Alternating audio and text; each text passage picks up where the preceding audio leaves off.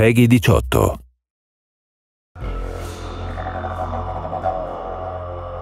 I know we don't want to give away too much with the story, but what draws Corvo and Emily back into a conflict?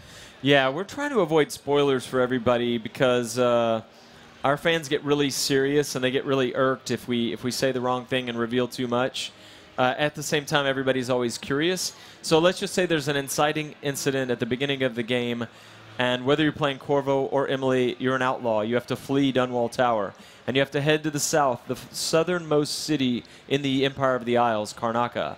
And you track down a series of quirky new targets, and once again, you can play very brutally, or you can literally play the game without being seen or without killing anyone. Those are still very much supported values.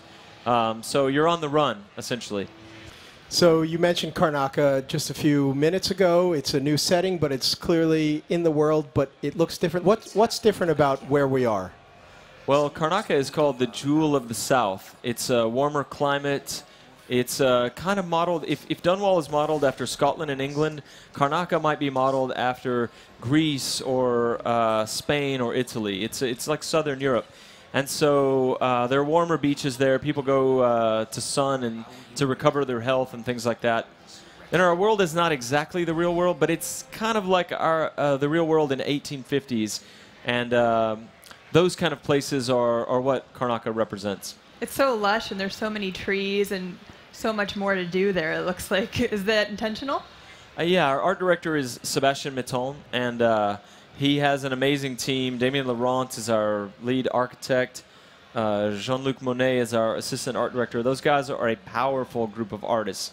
And so when we bring game systems and level design and narrative stuff to the table, they bring as much from their side.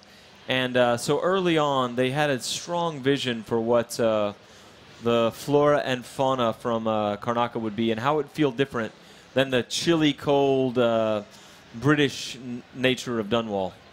We didn't see any rats there, though. I mean, but we did see some really icky bugs. Yeah, so these are blood flies. They nest in corpses, and the more corpses there are, the more blood flies there are.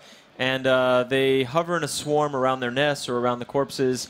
And if you get too close to them, you can sneak if you're near them and move slowly, and you won't disturb them. If you get too close, they attack you. But it's a dynamic system. This is something Dinga Bakaba, our lead designer, and I worked out, where with our game design team, if you kill somebody and you leave the body behind and a blood fly finds it, they lay eggs in the body, and another swarm of blood flies eventually will hatch out of the body. So you have another environmental hazard. So it's dynamic. You're encouraged to take the body and deal with it.